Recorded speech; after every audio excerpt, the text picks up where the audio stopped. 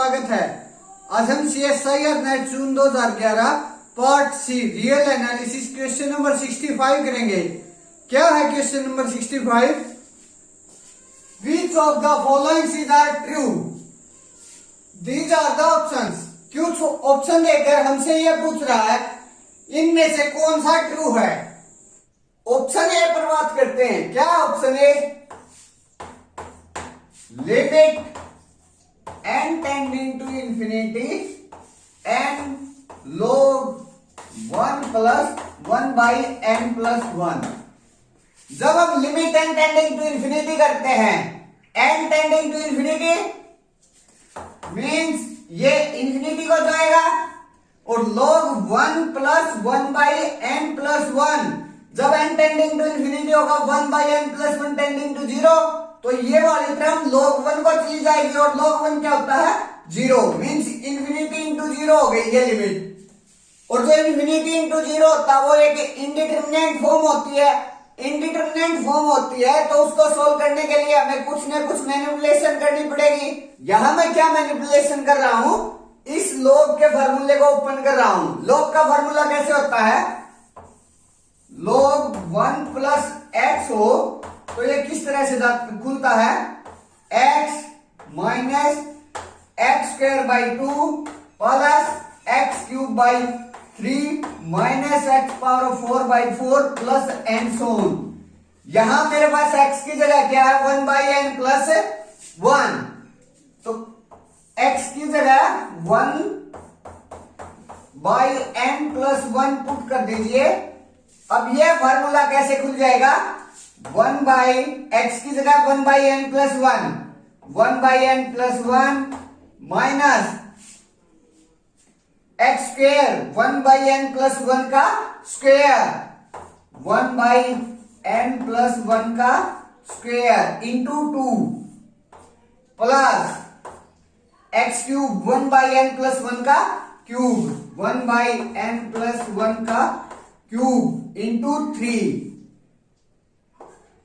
Minus x power 4 1 by n plus 1 power of 4 1 by 4 into n plus 1 power of 4 plus and so on.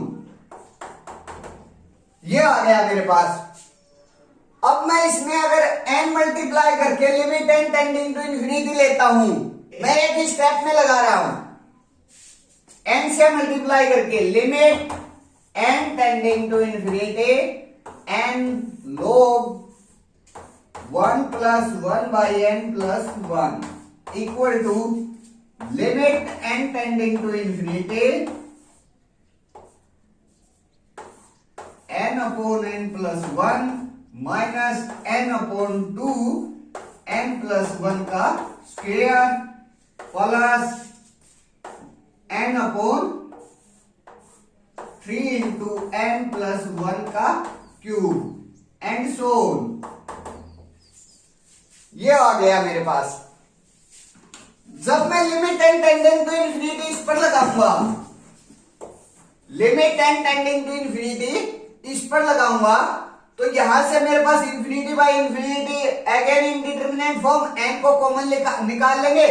1 upon 1 plus 1 by N आ जाएगा, means इसकी limit 1 आ जाएगी, first की limit 1 आ जाएगी।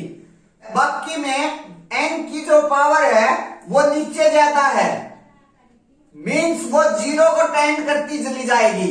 बाकी सभी terms 0 को टेंड करती चली जाएंगी, और इसकी जो लिमिट है 1 आ जाएगी, मीन्स जो इस कंप्लीट की लिमिट है वो किसके बराबर आ जाएगी?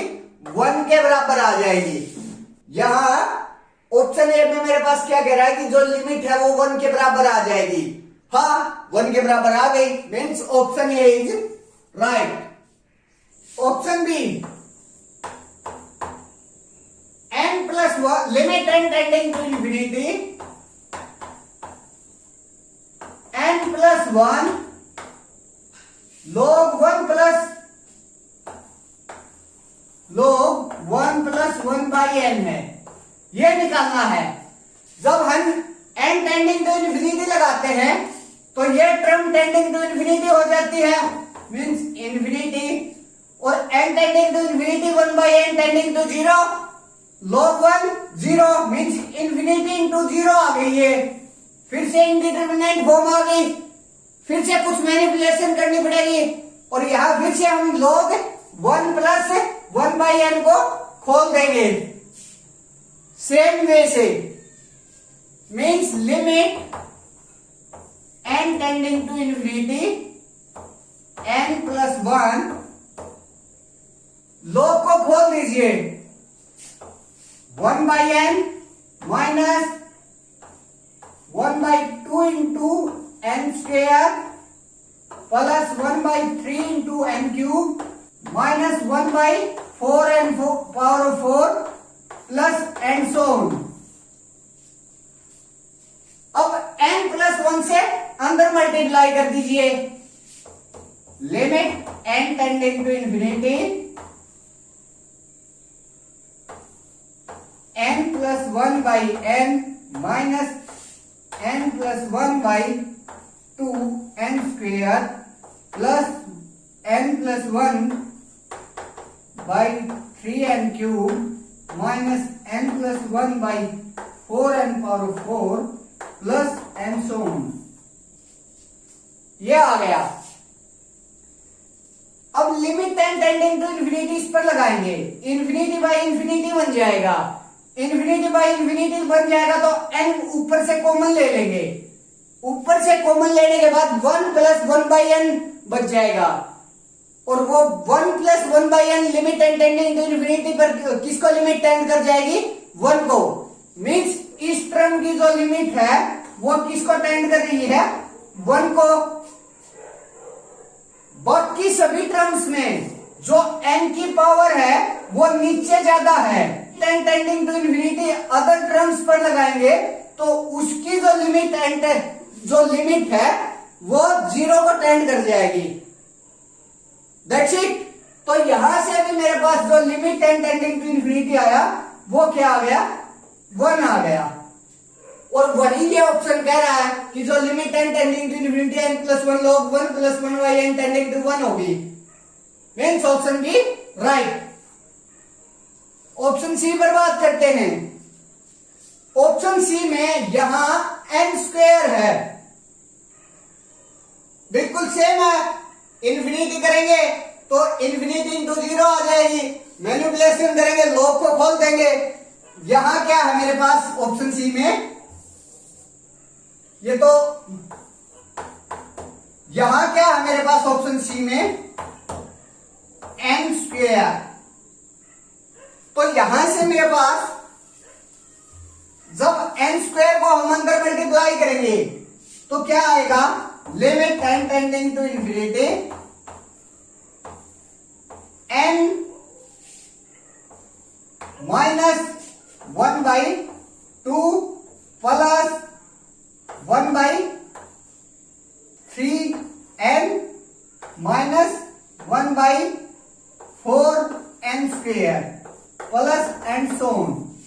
ये आ जाएगा। यहां जब limit n tending to infinity होगी तो ये n है टेंडिंग टू इन्फिनिटी से ले जाएगा, ये कांस्टेंट ही रहेगा, बाकी सारी 0 को चली जाएंगी। मींस ये जो है वो टेंडिंग टू इन्फिनिटी जा रहा है तो ये कंप्लीट लिमिट कहां चली जाएगी? टेंडिंग टू इन्फिनिटी हो जाएगी। Means equal to infinity. Equal to infinity नहीं बोल सकते, यहां limit n tending to infinity लगा के सब है, इसलिए इक्वल टू इन्फिनिटी नोट किया है। इन जनरल तो इस तरह से डिनोट होता है, tending to 1 and tending to infinity. Means ये जो लिमिट है वो टेंडिंग टू इन्फिनिटी हो गई, लेकिन यहां क्या करा? 1 को टेंड करेगी। मींस ऑप्शन सी रॉन्ग हो गया। अब ये बोला n log 1 plus 1 by n square है, यहां से टेंडिंग टू इन्फिनिटी करेंगे ये इन्फिनिटी का हो जाएगा और ये 0 को टेंड होकर log 1 0 आ जाएगा तो इन्फिनिटी इंटू 0 हो जाएगा। सेम मेरे को यहां पर मैनिपुलेशन करना पड़ेगा और log को फॉर्मूला ओपन करना पड़ेगा। डी